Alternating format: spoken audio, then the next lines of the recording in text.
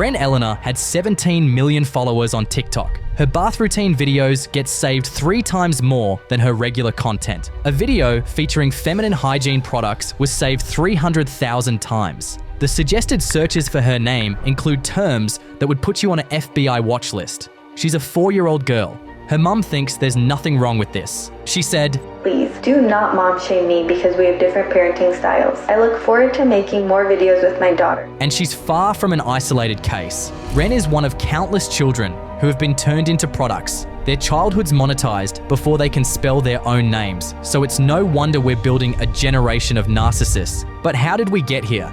In this video, you'll learn how a marketing professor named James McNeal spent decades teaching corporations to target children before they could spell their own name. How a century of economists and advertisers deliberately engineered a culture of consumption. How gentle parenting got twisted into no parenting. How Silicon Valley finished what Madison Avenue started, and why Gen Alpha isn't broken, they were built this way. This is the story of how childhood became a marketplace and why an entire generation's future is at risk of being destroyed forever. Child in this case is the product, right? Yes, so that's right. when does it end? It's a 24/7 job. So where do you even begin telling a story like this? You could blame the parents. And make no mistake, some of them are exactly as greedy as they look, but even the worst of them are playing a game someone else designed. To understand how childhood became a marketplace, you have to go back to the man who wrote the rules. His name was James McNeal, a marketing professor at Texas A&M University who became the go-to expert for Fortune 500 companies looking to crack the children's market.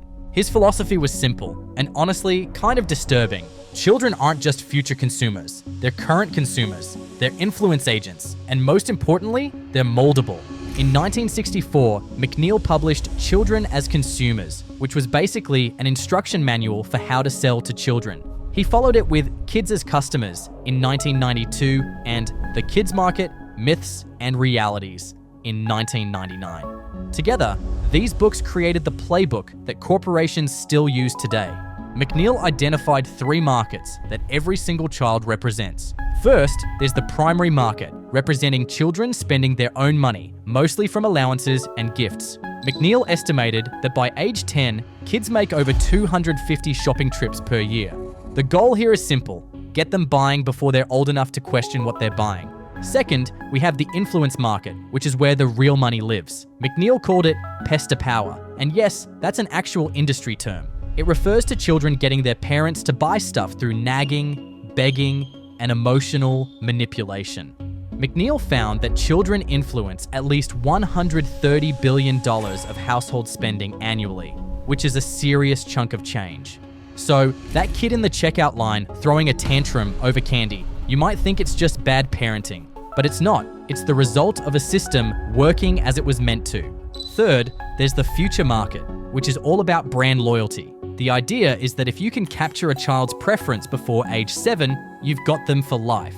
Cereals they loved as kids become cereals they buy as adults. Characters they adored at 5 become franchises they support at 35.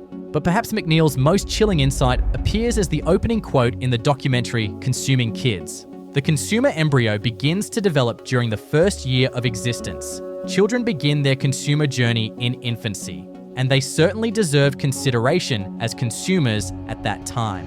Consumer embryo, let that sink in. A baby wasn't a person to McNeal, but a market waiting to be activated. And he didn't just theorize about this stuff. He consulted trained executives to spread the gospel.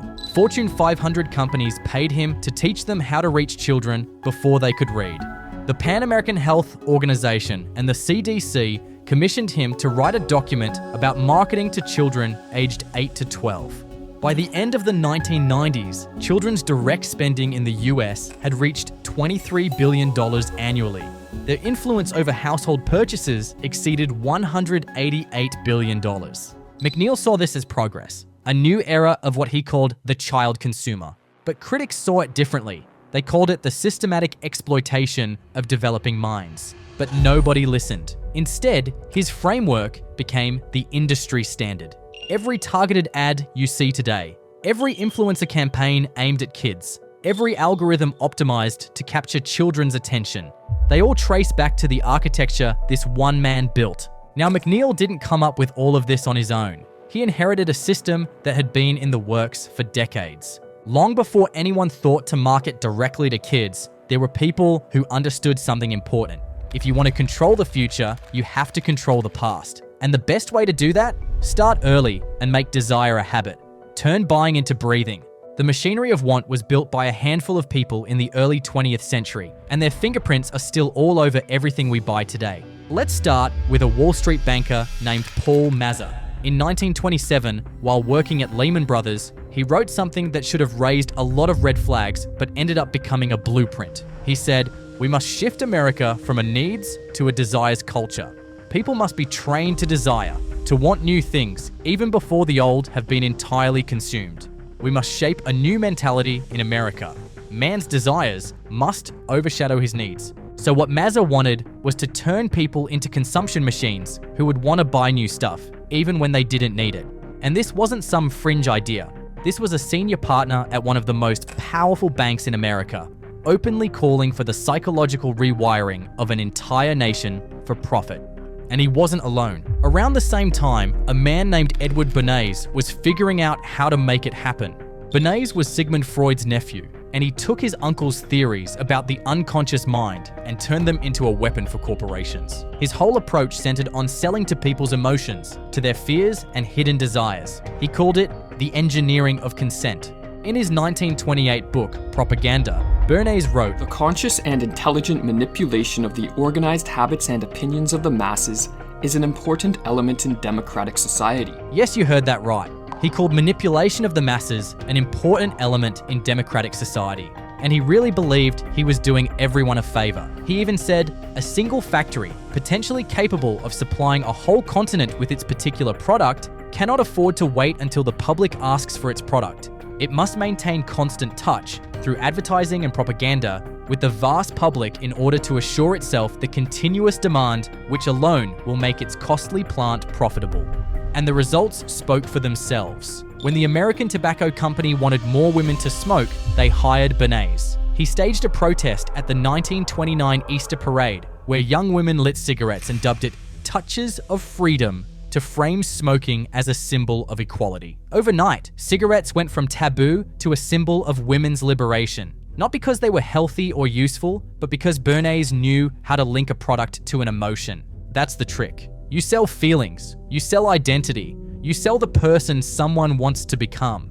By the 1950s, this thinking had become mainstream. In 1955, an economist named Victor Lebow wrote in an article in the Journal of Retailing, "Our enormously productive economy demands that we make consumption our way of life, that we convert the buying and use of goods into rituals, that we seek our spiritual satisfaction, our ego satisfaction in consumption.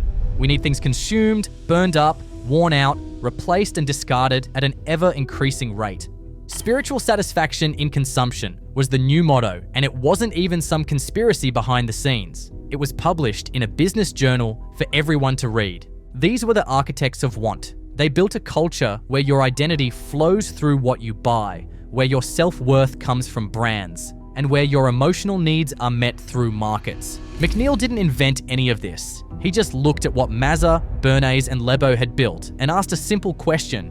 What if we started even earlier and captured consumers before they were even capable of thinking critically? Busy walking, busy crawling, busy snuggling, busy fussing, bouncing babies, bouncing babies. They will move into your heart and give you love right from the start. Bouncing babies, bouncing babies. In their nursery, bouncing babies can do it all. Walk, snuggle, fuss, and crawl. That's some busy nursery. Batteries not included. The Bouncing Babies nursery comes with 5 fun accessories, all with 1 accessory sold separately. Trangaloo. By the way, if you're enjoying this video, consider subscribing. We put weeks of effort into each project, and it would mean the world to me if you could hit the subscribe button right there, and I promise to put out better videos for you guys. So McNeal wrote the instruction manual, but who actually built the machines? Let's start with McDonald's. In 1979, just 1 year after McNeal published his research on children's influence markets, they launched the Happy Meal.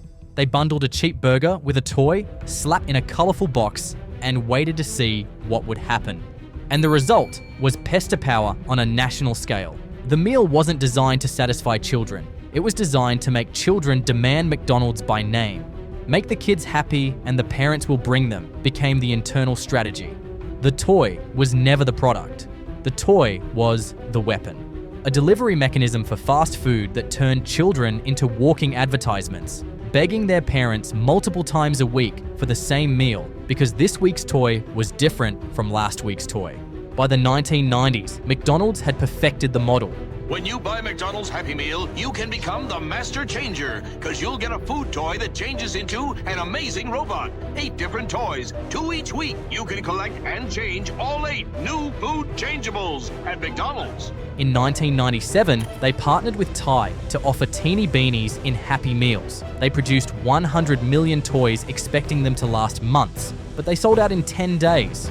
Parents drove for hours. Employees got mobbed by crowds waiting for delivery trucks. People bought dozens of Happy Meals, threw the food in the garbage, and walked out with the toys.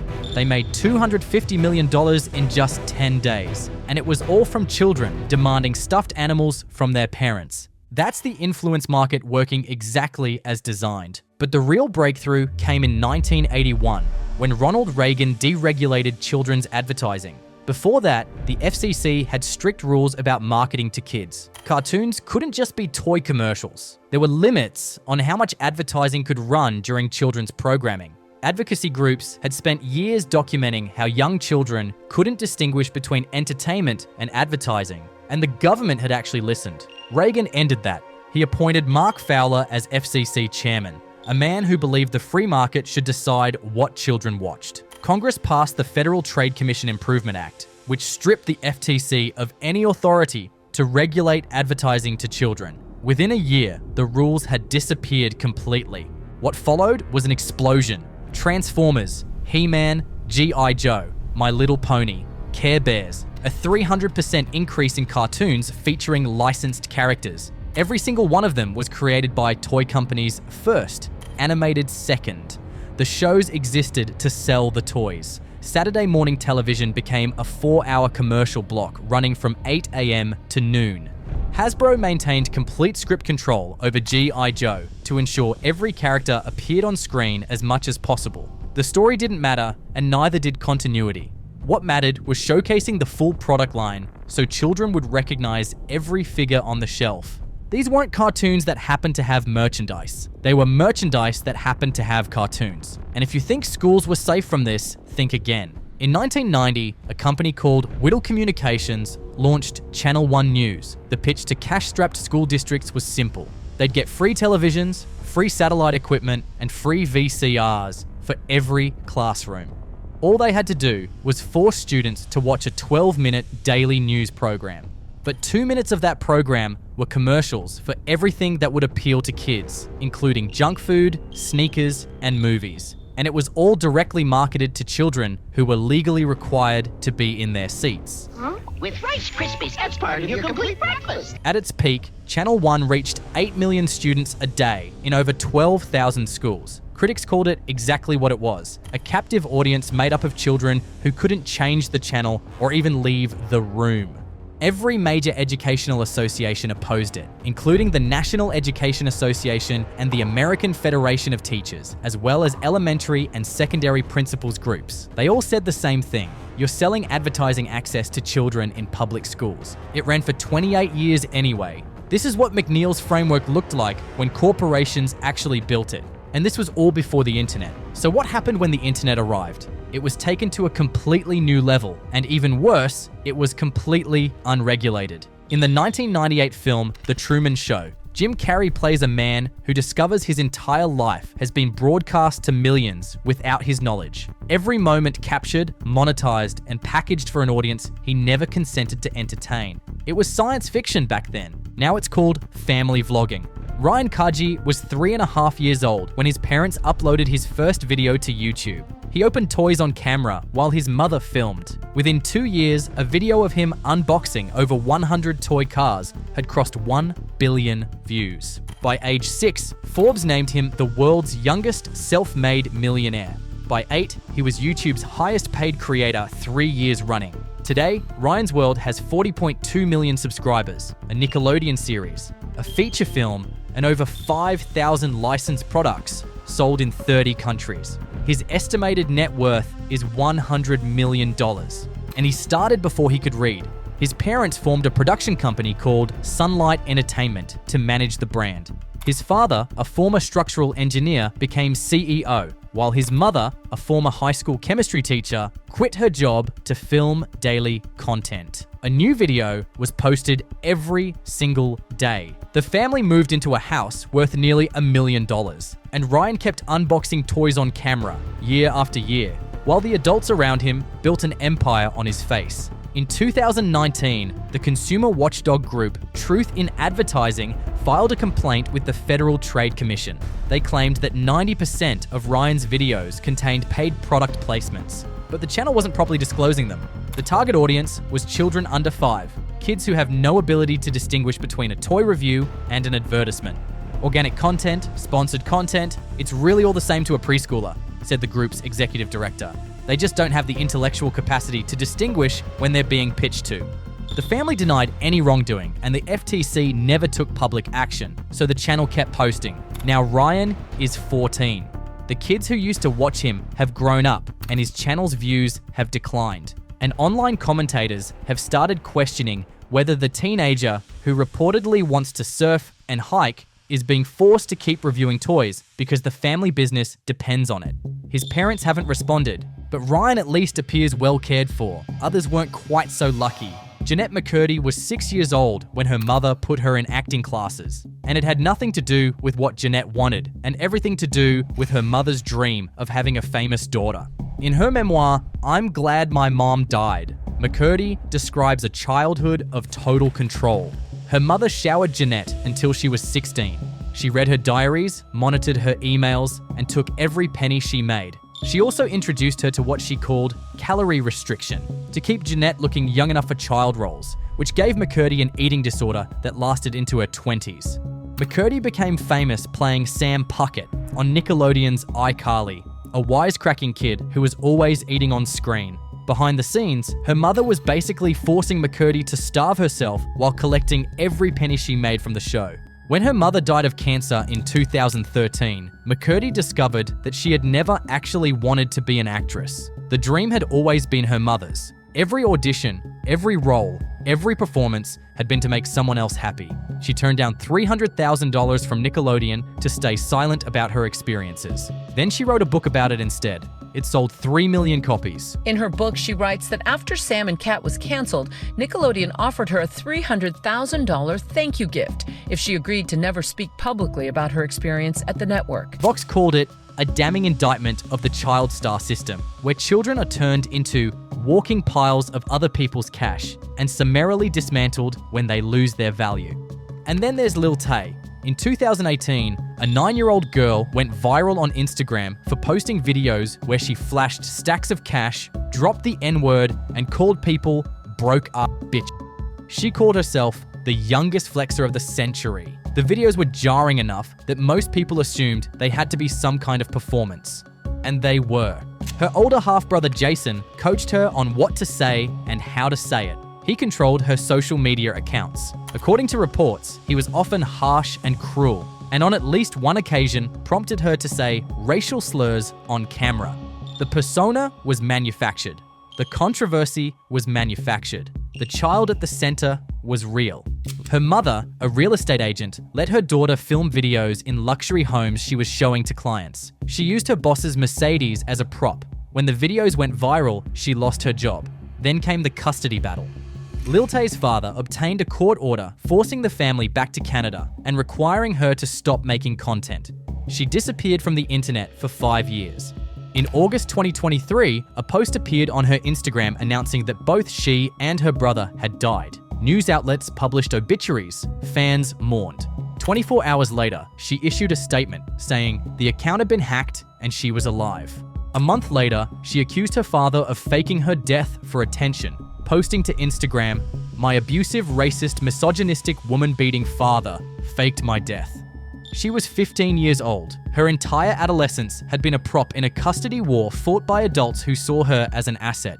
These are not isolated cases. They're the visible edge of an industry that barely existed a decade ago and now generates billions. A 2024 study in the Journal of Business Ethics called Kidfluencing a new form of child labor that financially exploits children and violates their privacy. The researchers noted that the risks are especially high when the child is the family's primary income source, obscuring the distinction between the best interests of the child and those of the family.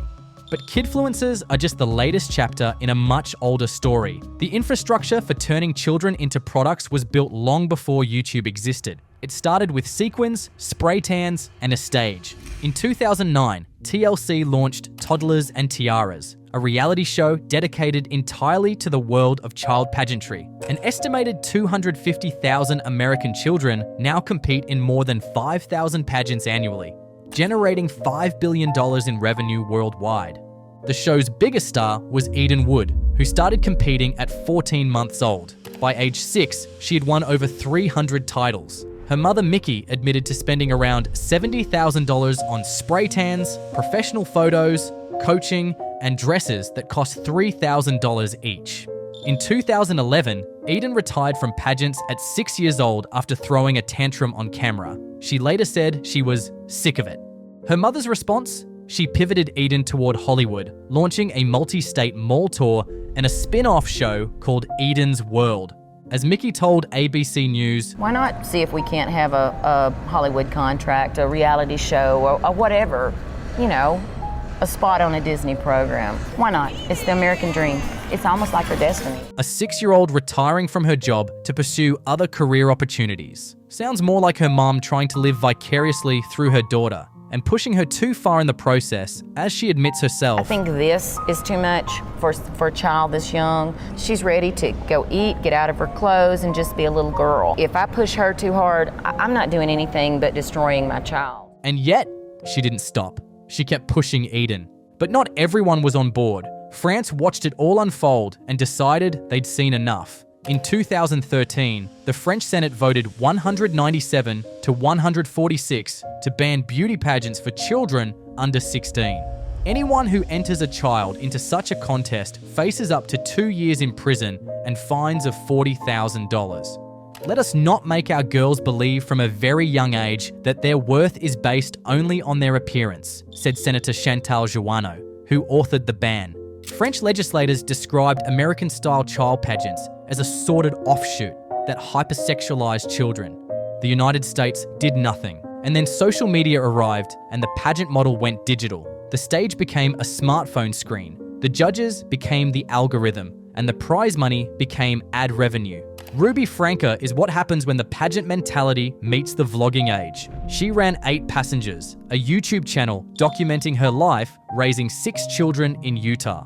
By 2020, she had 2.5 million subscribers and 1 billion views. Viewers started noticing something was wrong in 2020, when one of her children, a 15-year-old boy, revealed he'd been banned from his bedroom and made to sleep on a beanbag for 7 months. In other videos, Franca refused to bring lunch to a kindergartner who forgot to pack food. She threatened to throw away her children's belongings as punishment. She told viewers her youngest children wouldn't be getting Christmas presents because they'd been selfish. People reported her to authorities and multiple welfare checks were conducted, but nothing happened. On August 30th, 2023, Franca's 12-year-old son escaped through a window and ran to a neighbor's house. He was emaciated, with open wounds on his body and duct tape around his limbs. Police found his younger sister sitting cross-legged in a dark closet with her hair shaved off. It took them hours to coax her out. Prosecutors compared the conditions to a concentration camp-like setting. Franca's journal documented months of daily abuse, including starving the children, forcing them to work outdoors in extreme heat without protection, and using cayenne pepper and honey to dress their wounds that were the result of their own mother restraining them with handcuffs and rope. She wrote that her children were possessed by the devil and needed punishment to repent. Ruby Franca pleaded guilty to 4 counts of aggravated child abuse. She's now serving 4 to 30 years in prison. Her eldest daughter, Shari, posted one word when her mother was arrested: finally. After Franca's conviction, her ex-husband Kevin testified before Utah's legislature. Children cannot give informed consent to be filmed on social media, period, he told lawmakers. Vlogging my family, putting my children into public social media was wrong, and I regret it every day. Utah passed a law in response, citing the Franca case as a catalyst. But the pipeline keeps flowing. The same dynamic that put Eden Wood on TLC now puts millions of children on TikTok. Parents stage content, children perform, and the algorithm decides who gets paid. Internal TikTok documents revealed by lawsuits show the company knew hundreds of thousands of minors were accessing TikTok Live, where viewers can send virtual currency to creators. Utah officials allege that TikTok's own investigation recognized that children were being exploited, and TikTok decided not to stop anything because of the financial profits it was raking in. And because laws have a tough time keeping up with technology, children are being put to work. They're featured in hundreds of posts per year, live on publishing schedules, hit deadlines, and provide entertainment services to the viewers who reward them with coins. Pageants, YouTube, or TikTok, it doesn't matter. The platform might change, but the dynamic stays the same. Parents monetize their children's images, with those children performing for audiences they never chose. But you don't need a stage or a smartphone to exploit children anymore when the skincare industry is booming. The Sephora Kids phenomenon is the result of childhood being erased from the marketplace entirely, and it's evidence of McNeal's system being used to full effect. Otherwise, how do you explain that preteen girls, some of whom are only 5 years old, now have anti-aging skin routines? And that Sephora has become the equivalent of Toys R Us? All she wants for the holidays is, well, not toys, but skincare products. All I wanted this year was skincare and makeup. 11-year-old Olivia Clyde is obsessed with beauty products. And yes, anti-aging skincare for children who haven't started puberty yet should sound ridiculous, but it's reality. Walk into any Sephora today and you'll find children who look like miniature influencers. There are full makeup tutorials for 10-year-olds and anti-aging products for kids whose skin won't start aging for another 15 years. The hashtag Sephora Kids has over 600 million views on TikTok. And in 2023, children aged 6 to 12 spent $4.7 billion on beauty products, outspending every other demographic in America. The market for baby and child skincare is projected to hit $12.5 billion, growing at nearly 8% annually, and all because they've been convinced they need all this crap. This is what girlhood has become. Gone are the days of playing with dolls. Now, it's all about public performance. And people are starting to notice. As one commenter stated on YouTube, this trend is deeply disturbing. There's never been a worse time for kids to be perceived as adults before even hitting puberty. It feels like low-key culture, pushing literal children as bulls in the making. Some might argue that it's the parents' fault. After all, someone has to take these kids to Sephora, right? But, as Alana Jean Hill explains, when I was growing up, we used to go to Libby Lou and Justice. There was things in the mall that were tailored to that age demographic, and those don't exist anymore. And she's right. Preteen culture used to exist. There were stores and even media dedicated to it. It had its own aesthetic. Now, well, you're either a child or you're pretending to be an adult. There is no transition, no space to figure out who you are without an audience. So identity marketing fills the void, and celebrities normalize this behavior. Every Kardashian has turned their personal life into public products. Kim and Kylie turned themselves into billion-dollar brands, and now North is being engineered for whatever comes next. The message to children is clear. You are a brand, and your only value is your appearance. So you have to start building your image now. And it's all the result of market pressure applied to children too young to resist it. According to Dr. Charlotte Markey, a body image expert at Rutgers University, the message being sent to young girls is that you are a never-ending project to get started on now. And essentially, you are not okay the way you are. And the result is that nearly 1 in 2 girls between 10 and 17 now worry more about their appearance specifically because of exposure to adult skincare content. 1 in 3 expect to undergo cosmetic procedures at some point. They're not even teenagers yet, and they're already planning their first Botox. But if you want to see the full damage, don't look at Sephora. Look at the classroom. Teachers are the canaries in the coal mine.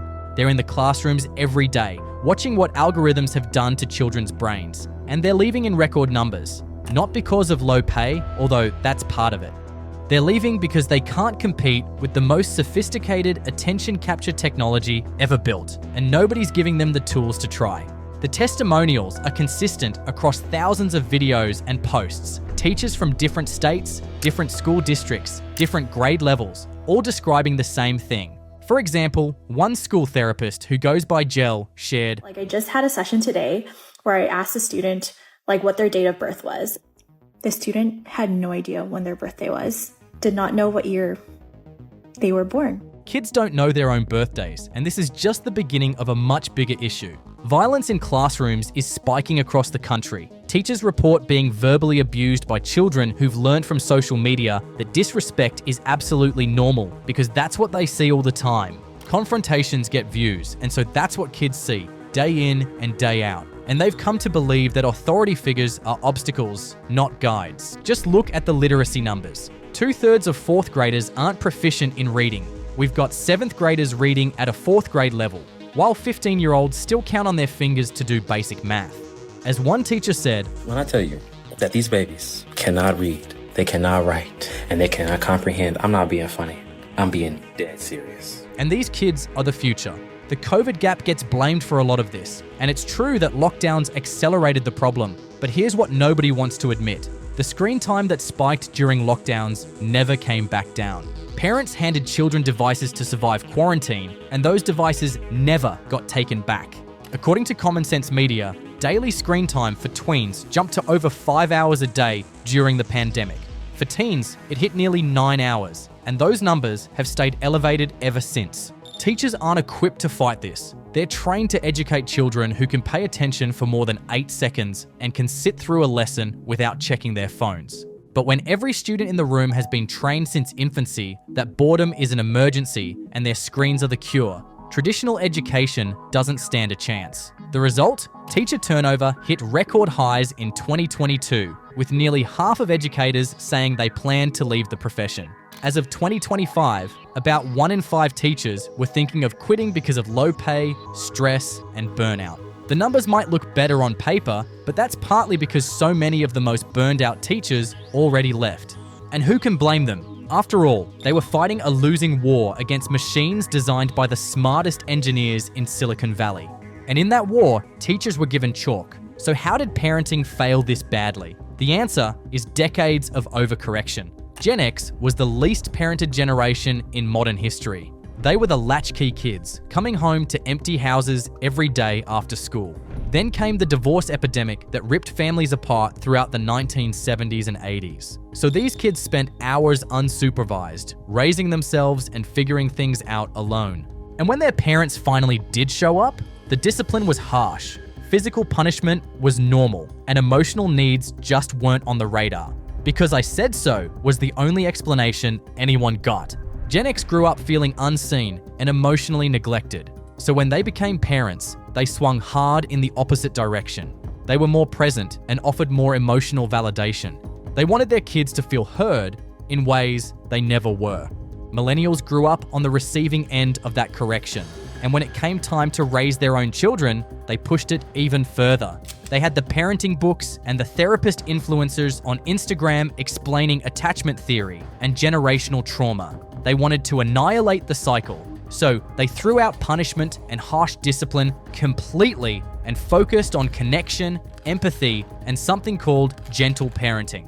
The theory was solid. Developmental psychologists had been saying for decades that authoritarian parenting caused long-term damage. The research supported an approach where parents would stay warm, set firm limits, use non-violent discipline, and explain the reasons behind rules so children understand consequences. Kids raised this way showed better emotional regulation, stronger relationships, and fewer behavioral problems. But somewhere between the parenting books and TikToks, the practice blurred into something else. As one commenter on YouTube said, "Gentle parenting works if you're actually gentle parenting, not permissive parenting. It's all about age-appropriate communication, understanding, and consequence." And there's a massive difference between the two. Gentle parenting maintains boundaries. When a child throws a tantrum, you acknowledge their feelings, but you still enforce the rule. You explain why they can't have ice cream for dinner, and then you hold the line when they keep screaming. The warmth and the firmness work together. Permissive parenting keeps the warmth but drops the firmness. The tantrum happens, you acknowledge the feelings, and then you cave because you can't handle the guilt. The rule disappears. The boundary evaporates. and the child learns that emotional escalation gets results. As one YouTube commenter put it, the narcissism and lack of empathy from a lot of these kids is real. You try to talk to them about how their behavior is affecting others, and they just look at you blankly, like they never thought of anyone else's feelings before. Their parents made their entire worlds revolve around them, so it's hard for them to understand that the real world does not. But even when implemented correctly, gentle parenting has limitations. As clinical psychologist Emily Edlin explained, What happens with gentle parenting is it gets right the relationship and the importance of connection with your child and understanding your child's experience, and then it doesn't give you much to do after that when you're struggling with your child. It's not a good fit for everyone. If it's a good fit for you, you're using it, it's working great, but if not, my concern is the shame and guilt that parents feel when it's not quote unquote working. Children need consequences to learn. They're supposed to push limits. Some kids need firmer boundaries. Some situations demand immediate consequences. And parents who've been told there's only one right way end up feeling like failures when reality doesn't match the Instagram posts. And many parents who call themselves gentle admit they're making it up as they go. They're exhausted, overwhelmed, and genuinely trying to do better than their own parents did. But without the structure, gentle parenting just becomes giving in with extra steps.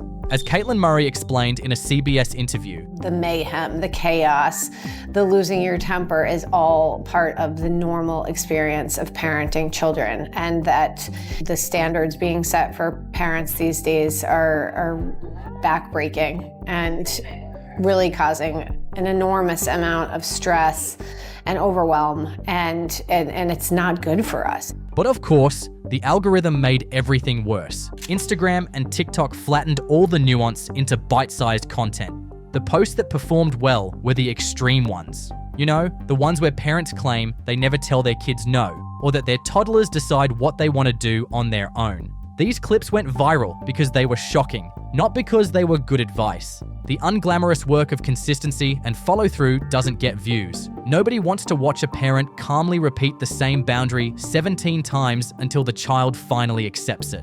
That's boring. No matter what parenting style you practice though, they all serve consumerism anyway. Maternal guilt drives spending. Can't give your kid enough time because you're working 2 jobs? Buy them something instead. Can't set boundaries without feeling like a terrible mum? There's a product that makes it easier. Worried your kid is falling behind? Here's an app, a subscription, a course, or a toy that promises to definitely fix it. Parents are constantly told they're solely responsible for their child's entire future. Make one tiny mistake and your kid falls behind forever. It's a recipe for anxiety, and the market has solutions for every anxiety you could possibly have.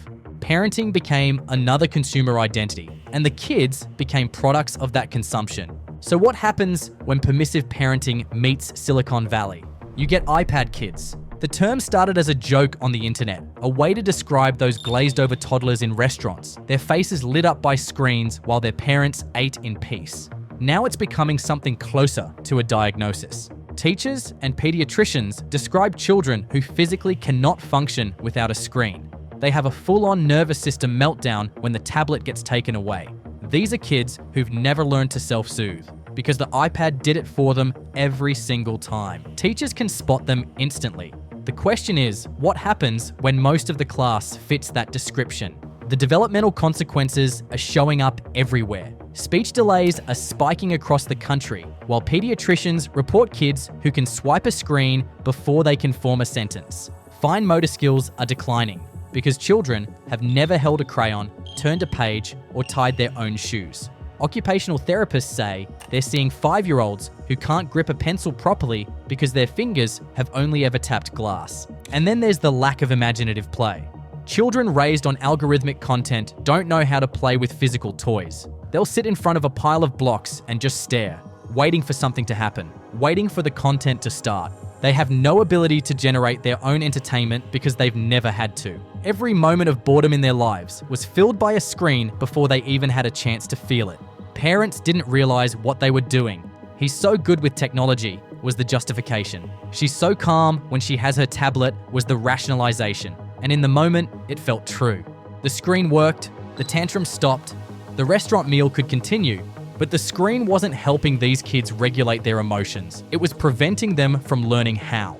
Every meltdown soothed by YouTube Kids was a missed opportunity to develop coping skills. Every car ride filled with Cocomelon was a missed chance to sit with boredom and survive it. Some still blame COVID, but as one teacher on Reddit said, yes, kids post-pandemic are a different breed, and it's getting worse every year.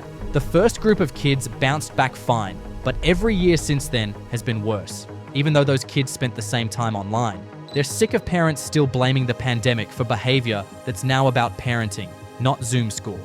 So we ran an iPad experiment on an entire generation and called it parenting. The pipeline is clear now. Permissive parenting created the opening. Screens filled it. Developmental delays followed. And now we have children who cannot exist without algorithmic stimulation, entering classrooms where teachers are expected to somehow compete. But the iPad kids are just the tip of the proverbial iceberg, because this goes deeper than attention spans or classroom behavior. This is about how brains actually develop. There's a term in developmental psychology called theory of mind. As developmental psychologist Uta Firth explains, theory of mind is a nickname. It's really intended to refer to the ability that we all have, we human beings, to understand other human beings, not in terms of how they behave, what they do, but in terms of what they feel and think. And that makes it the foundation of empathy, the ability to recognize that your mum is tired or that your friend is sad, or that the kid you just hit actually felt pain. Theory of mind develops through face-to-face interaction, reading facial expressions in real time, the give and take of conversation, navigating conflict, and learning to repair it. These experiences physically wire the brain for social cognition. Screens bypass a lot of that practice. A child raised mostly on algorithmic content doesn't get the same reps in understanding that other people are real. They start seeing other people as just faces on a screen instead of actual humans with thoughts and feelings. And when children spend too much time in front of a screen rather than interacting with people, they can have stunted development of the frontal lobe, part of the brain that decodes social interactions. It can become more difficult to develop empathy or learn social cues like facial expressions. Neuroscience backs this up. MRI studies of thousands of children have found that heavy screen use is linked to less grey matter and thinner cortex in parts of the brain that handle attention, self-control, and decision-making, namely the prefrontal systems that support impulse control and long-term thinking. As Jonathan Haidt said, IQ was rising in this country from the mid-20th century all the way through 2010. It was called the Flynn effect. People are getting smarter. Now they're getting dumber, especially young people, but all of us, because we're all so distracted. The short videos are the most, in terms of total damage done at industrial scale to children and to adults. And then there's the dopamine problem. Short-form content basically uses the same reward pattern as a slot machine. Every swipe is a little gamble. Sometimes you hit something amazing, sometimes it's nothing, and that randomness is what hooks your dopamine system. Over time, your brain starts optimizing for more swipes, more novelty, and regular life starts to feel kind of flat by comparison. This is why iPad kids can't sit through a lesson. Their brains have learned to expect a dopamine hit every few seconds. A teacher talking for 5 minutes straight feels like torture to a nervous system calibrated for TikTok. As one teacher said on Reddit, I can't show a YouTube video over 6 minutes. I can't lecture for more than 10. Everything needs to be broken up into small bite-sized lessons. It's exhausting, but it's how they learn. The critical windows for language development, emotional regulation, and social cognition don't stay open forever. Miss them, and catching up becomes exponentially harder. These kids aren't falling behind because they're lazy or broken, but because they've been living in an environment that is hostile to normal development from the moment they were born. How does this all connect to narcissism? Well, higher social media use actually predicts higher narcissism over time. One study found that participants who posted large quantities of photos and selfies showed a 25% increase in narcissistic traits over the study period. More narcissism means more photos posted, and we're suddenly caught in a very unpleasant loop. And that study was conducted on adults. So imagine what's happening to kids, especially since the algorithm only cares about engagement. And children are extremely easy to engage because they'll watch more content and click more. They certainly don't have the cognitive defenses to look away. And just to be clear, when I talk about narcissism here, I'm not saying Gen Alpha is uniquely selfish or doomed. Every generation absorbs whatever the culture rewards. And right now, the culture is rewarding kids for centering themselves and curating their image before they even know who they are. The tragedy is that adults built that reward system and then left children alone inside it. So we've got kids with rewired brains, trained by algorithms to expect constant stimulation. Now let's talk about where those algorithms actually live. Instagram wasn't designed for children. The minimum age is 13. But enforcement is a joke. There's no real verification. All kids have to do is lie about their birth year and they're in. According to Common Sense Media, 64% of tweens watch online videos daily, and about 38% have used social media, with nearly 1 in 5 using it every day. These are kids aged 8 to 12, years before they're technically supposed to have accounts. And no matter what they say in their press releases, these platforms don't actually want to keep children off. The earlier kids join, the more likely they are to build scrolling habits that stick into adulthood. A 13-year-old who signs up is a user for life. A 9-year-old who lies about their age, even better. McNeal would be so proud. The algorithm is his framework made digital. It captures attention and shapes desires. It creates dependency. McNeal wanted to reach children before they could think critically. Instagram reaches them before they can even read. Instagram, YouTube, and TikTok's algorithms can tell if a user is underage after a single scrolling session. And what does the algorithm do? Does it protect those kids? Of course not. So this new study looked at the algorithms of YouTube, TikTok, and Instagram. And they found that these algorithms very quickly and confidently adjust for users after just one scrolling session. Meaning that if a user behaves like an 8-year-old, they receive nearly 7 times more child-directed content than if someone were to act like a 16-year-old. So not only does the algorithm know the user shouldn't even be on the platform, it actively fine-tunes the feed to keep those kids there, which is kind of the opposite of what it should be doing. We already talked about Ren Eleanor and Lil Tay earlier in this video, but they weren't anomalies. They were the algorithm working exactly as designed. Young faces get engagement, and engagement gets money. The machine keeps running regardless of who gets fed into it. And when something goes wrong, the platform shrugs. They might issue a statement, maybe even make a bit of a fuss, tweaking a policy here or there, and, in the more extreme cases, attend a congressional hearing.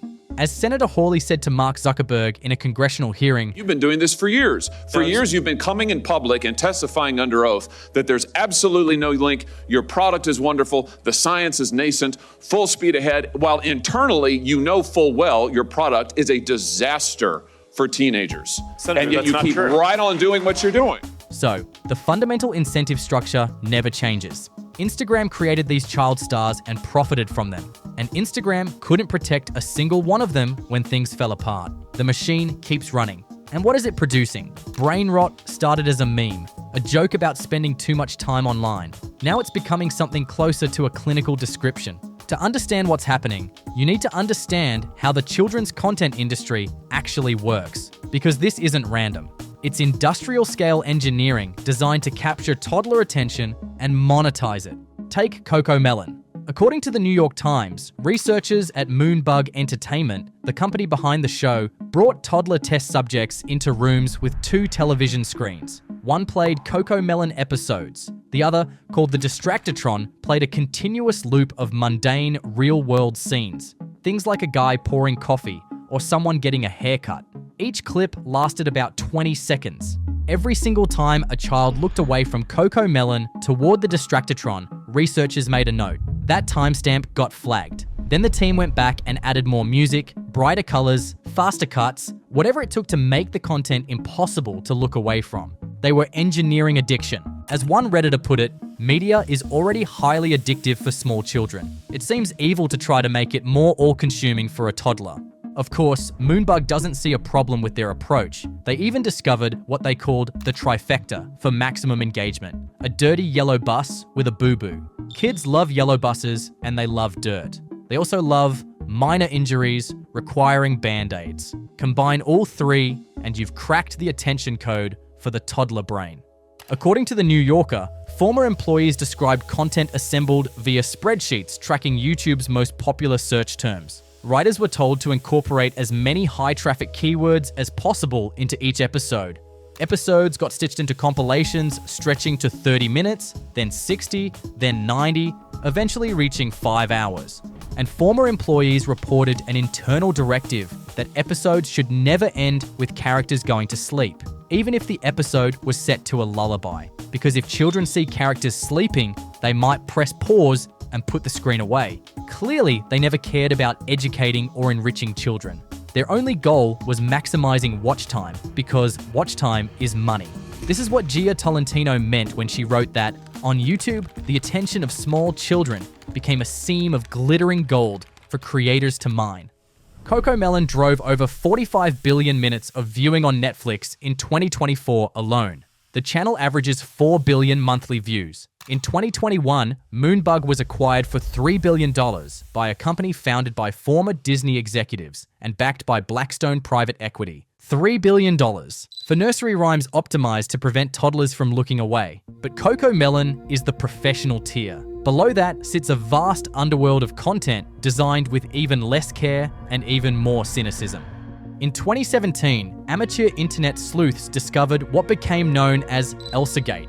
Videos featuring characters like Elsa from Frozen and Spider-Man were showing up in children's recommended feeds. They appeared normal on the surface.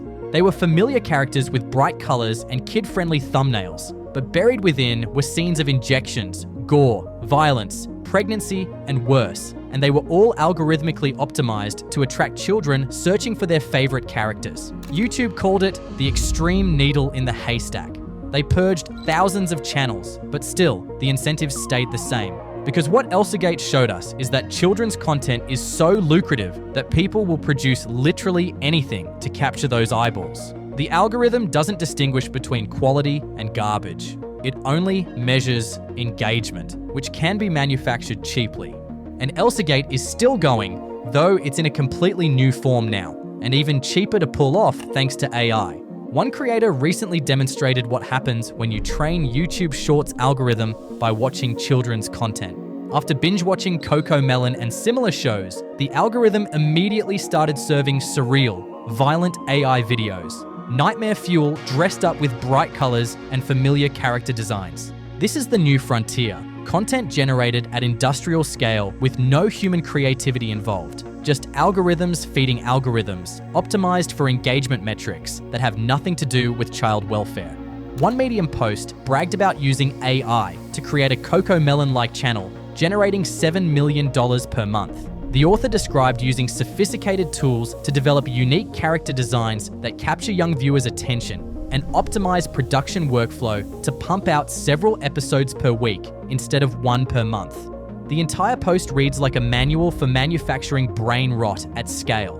This is what the brain rot economy actually looks like. An entire ecosystem where you have professional studios using the Distractatron to engineer perfect attention capture, while amateur content farms churn out keyword-stuffed compilations, and then you add in advanced tools to the mix that can generate endless streams of hyper-stimulating content, and you've got a perfect storm of brain rot that's competing for the same finite resource, children's attention spans.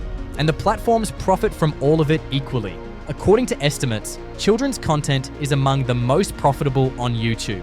Ryan's World alone generates roughly $26 million annually from ad revenue, with individual videos earning over $113,000 respectively. The channel has accumulated over 61 billion lifetime views. One video has over 2 billion views. A 2019 Pew Research study found that videos featuring children received 3 times more views than other genres. Eyal Baumel, the CEO of Eula, a company that manages digital child stars, said, YouTube is the most popular babysitter in the world. And this is one babysitter that doesn't care about what it shows your kids as long as they keep watching.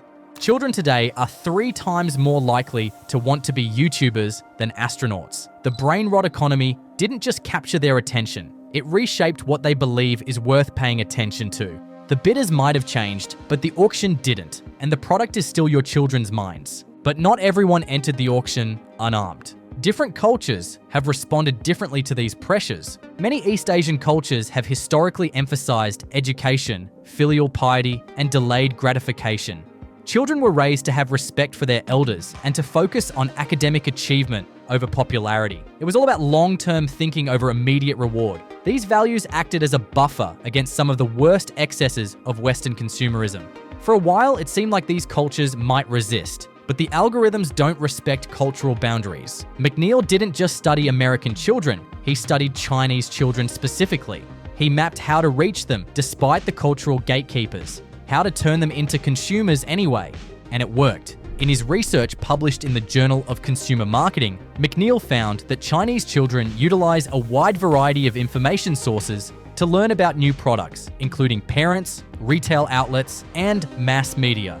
And surprisingly, they considered the newest medium, television, to be the most important of all. Television. Not their parents or elders who, according to 2,000 years of Confucian tradition, were supposed to guide their development.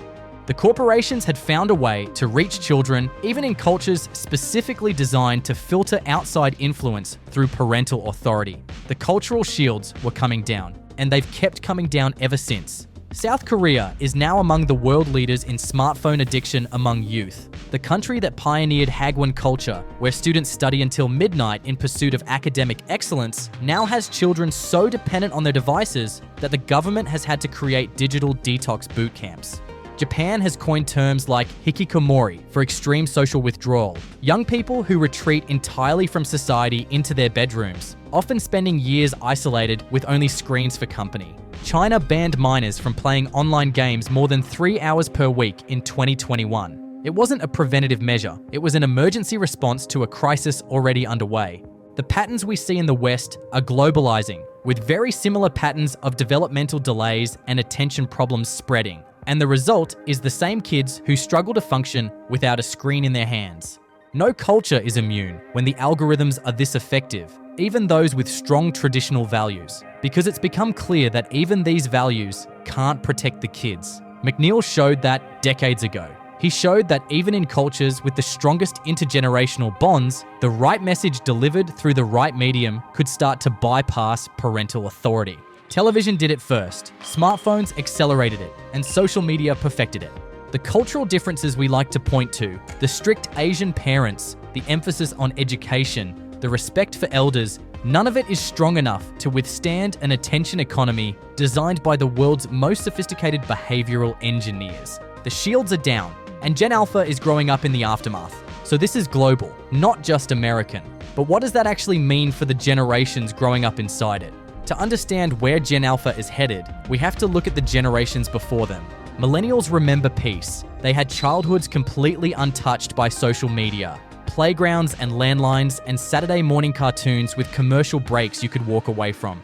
They knew what boredom felt like. They developed attention spans through sheer necessity because there was nothing else to do. As a millennial, I remember peace. I remember that. I remember peace growing up.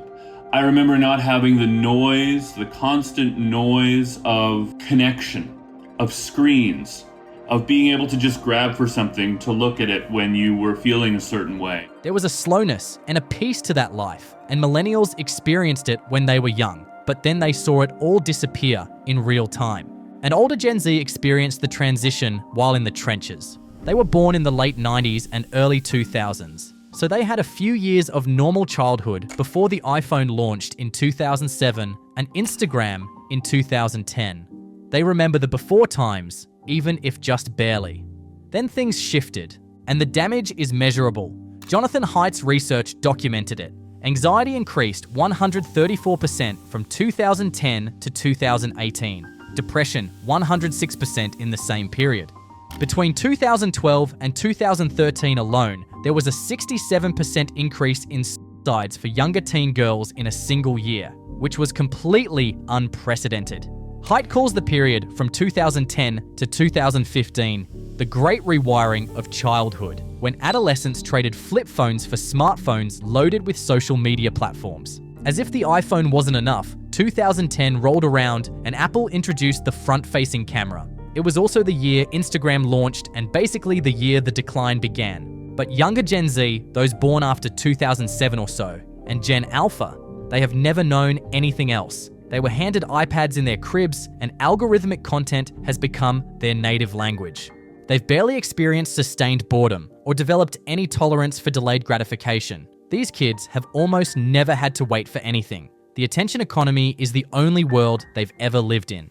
In 2023, Meta lowered the recommended age for its Quest visual reality headsets from 13 to 10 years old. Despite researchers warning that VR technology could rewire the brain in unpredictable ways, Meta pushed forward anyway, because children are the growth market. The metaverse isn't something we can ignore because it's in the distant future. It's already here, with VR headsets being marketed to children and immersive worlds designed by the same behavioral engineers who optimize TikTok for engagement. And now we've got algorithms that aren't just showing content, but creating entire realities. Millennials got the internet, older Gen Z got social media, younger Gen Z and Gen Alpha get the digital version of The Truman Show, with simulated worlds where the algorithm controls everything they see, hear, and experience. If social media created a mental health crisis, what does full immersion create? We don't know yet. Meta admits there's not a lot of research on the effects of virtual reality on young people. They're running the experiment anyway, using our children as test subjects. Haidt put it best. Gen Z became the first generation in history to go through puberty with a portal in their pockets that called them away from the people nearby and into an alternative universe that was exciting, addictive, unstable, and unsuitable for children and adolescents. And Gen Alpha is going through childhood in that alternative universe. It's not calling them away from reality anymore. For many of them, it has become reality. So where does all of this lead? We've talked about what's happening to Gen Alpha right now, but the real question is what happens when these kids try to build actual lives, when they need to hold down jobs, maintain relationships, and eventually run things. Let's start with work. Gen Z is already giving us a preview. Nearly 60% of hiring managers say recent college graduates are unprepared, while close to 40% admit to intentionally avoiding hiring Gen Z candidates altogether. And the complaints are pretty much the same. Poor communication skills, inability to take feedback, unrealistic expectations, and bringing parents to job interviews. A 2025 US Chamber of Commerce report found that hiring managers view current high school students as even less prepared than Gen Z. Soft skills are the main concern, which refer to, things that make up basic human interaction, like making eye contact, taking criticism, showing up on time, and understanding that your boss isn't there to validate or babysit you. Majority of Gen Z admits to bringing parents to a job interview, but work is only part of life. What about relationships? Here's where it gets bleaker. More than half of Gen Z feels lonely despite having online connections. They're stuck in what researchers call a readiness paradox, setting impossibly high bars for being relationship ready while growing increasingly isolated waiting to meet them. They want love, but feel paralyzed trying to get there. A 2023 study found that people between 15 and 24 spend 70% less time in person with friends than Gen X did at the same age. And friendships are the foundation for everything else. As one relationship coach explained, great relationships are built on a foundation of friendship. So if we're struggling to make and maintain friendships, it's no surprise that dating is suffering too. Gen Alpha is being raised with even less face-to-face interaction than Gen Z had. Psychologist Lisa Stroman warns that kids growing up in a digital world aren't learning the skill sets they need to make friends. And parents jumping in to solve every conflict for them only makes it worse. If we don't change things, we're going to continue to isolate, she said. The skills required to build real human connection develop through practice, resulting from thousands of low-stakes interactions that Gen Alpha is largely missing. You can't learn intimacy from a screen. And then there's the question of how they'll lead. The first Gen Alphas will be eligible to vote in 2028. Within 2 decades, they'll be running companies, holding office, and making decisions that affect everyone. And the foundation for that kind of leadership, things like critical thinking, media literacy, and the ability to distinguish truth from manipulation, is supposed to develop during childhood. Research shows that young people with lower civic engagement and media literacy are more skeptical of democracy and more open to authoritarian alternatives. Those who feel disconnected from institutions lose trust in the system's ability to meet their needs. And Gen Alpha is growing up more disconnected than any generation before them. Now imagine a generation that gets most of its information from algorithmic feeds designed to maximize engagement, not accuracy. They have been trained since infancy to consume content passively rather than evaluate it critically. And their attention spans have been so fractured by short-form video that reading a news article feels like a chore. The fast-paced nature of platforms like TikTok can oversimplify complex political issues, creating only superficial understanding of policy and governance. And they build echo chambers that reinforce existing beliefs, while misinformation spreads faster than correction. And the skills needed to deal with all of this, the critical thinking and media literacy that democracy depends on, are precisely what algorithm-raised kids have barely developed. This is where we're heading. A generation that struggles to work, connect, and think critically about the world they're inheriting because the systems that shaped them were designed for engagement. They're about to inherit a world that requires exactly the skills they were never given the chance to build. So who's actually responsible for all of this? Everyone. The marketers who saw children as profit centers before they could speak. The engineers who optimized for engagement over well-being. The platforms that handed dopamine machines to toddlers. And yes, the parents, many of whom exploited their kids for views or failed to show up for them, sadly replacing their childhood with babysitters known as screens. But blame doesn't fix anything. The marketers aren't going to stop marketing. The platforms aren't going to stop optimizing. And parents can't individually outcompete algorithms designed by thousands of engineers. Australia made headlines in late 2024 when it became the first country in the world to ban social media for anyone under 16. Facebook, Instagram, TikTok, YouTube, X, all of them. Platforms face fines up to $50 million if they don't comply. It sounded like exactly the kind of bold action the moment demanded. There was just one problem. It didn't really work. Within days of the ban taking effect in December 2025, Australian teens were running rings around it. They lied about their ages. They used VPNs. They used siblings' faces or even pictures of dogs to fool age verification. They flooded the Prime Minister's social media with comments like, "Still here, can't catch me." One teen told reporters it pushed kids to underground chats, the exact black market the ban was supposed to eliminate. And it gets worse when you really look at it. YouTube pointed out that by forcing kids to use the platform without accounts, they actually lose access to parental controls and safety filters. The ban may have made children less safe. As one Redditor noted, YouTube did something to fix some of the issues, such as adding parental controls, which your laws are now undercutting. It's not to say there is not more that can be done, but I find it hard to believe she's lashing out at them while making sure it's as hard as possible for them to actually protect kids. Critics noted that a 77-year-old former judge wrote the framework for laws governing 15-year-olds, a 60-year gap in understanding how teenagers actually use technology. Researchers complained there was no room for nuance in the policy debate. They went with a simple solution for a complex problem. The lesson isn't that we shouldn't try. It's that top-down government mandates can't outpace teenagers with internet access and motivation. Telling a kid not to do something has never once in human history made them less likely to do it. So if sweeping bans don't work, what does? The answer is smaller, more local, and it's already happening. Across the United States, schools are going phone-free, and the results are striking.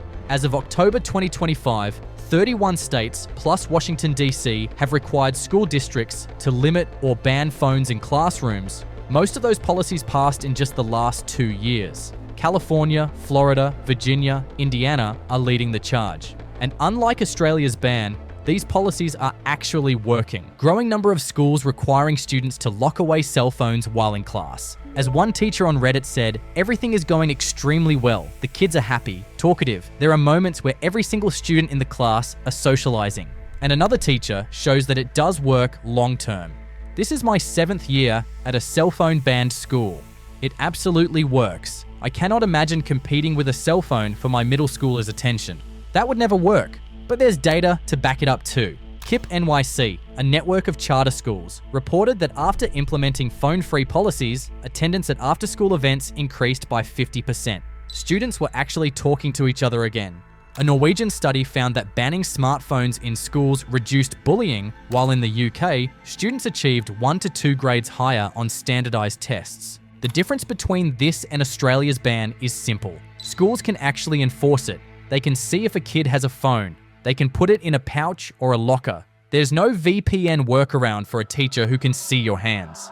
But even school policies only cover 6 hours a day. What about the other 18? That's where parents come in, and they're organizing. Wait until 8th is a grassroots pledge where parents commit to delay giving their children smartphones until at least the end of 8th grade. Lauren Muriello, a licensed child and adolescent psychotherapist, said, I think 4th or 5th grade is absolutely too early for kids to be getting smartphones with complete access to the internet and social media. I have a lot of concerns about it, how it's impacting their mental health, their social skill development, and their ability to develop healthy friendships. So it's no wonder that over 130,000 parents have signed. The genius of the pledge is that it only activates when 10 families from the same school and grade sign up together. And that solves the single biggest obstacle parents face. But everyone else has one. When half the kids in a classroom don't have smartphones, suddenly your kid isn't the weird one. They're part of a movement. Meryl L., a wait until 8th parent, explains. Helps knowing that you're not alone. And when the kids start saying, well, so-and-so, and you can point and say, well, look at all these kids. They don't have a phone. And similar organizations have sprung up worldwide. There's Smartphone Free Childhood in the UK, Unplugged Canada, and Waitmate and Heads Up Alliance in Australia. Parents in Mexico, Sweden, across Europe are all following suit because they've come to realize they don't have to do this alone. None of this requires waiting for Congress. None of it requires age verification technology that doesn't exist yet. It requires parents talking to other parents, schools making decisions, and communities rebuilding the spaces where childhood used to happen. Gen Alpha isn't lost. They're the first generation we experimented on without asking permission. The experiment failed. The data is in. Now we have to decide whether to keep running it or pull the plug.